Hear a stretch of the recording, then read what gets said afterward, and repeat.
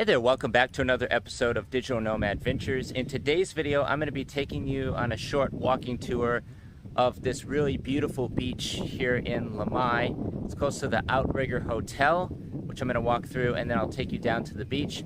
You'll notice just how peaceful and quiet it is because there's almost nobody around, which is kind of a blessing and a curse. It's getting into low season here in Koh Samui, so there's really not too many tourists around, which is great because it's very peaceful.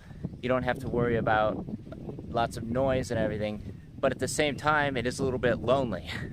So that's just something that you have to get used to living on a paradise island. So yeah, anyway, enjoyed this episode. Please subscribe if you haven't already, and see you on the beach.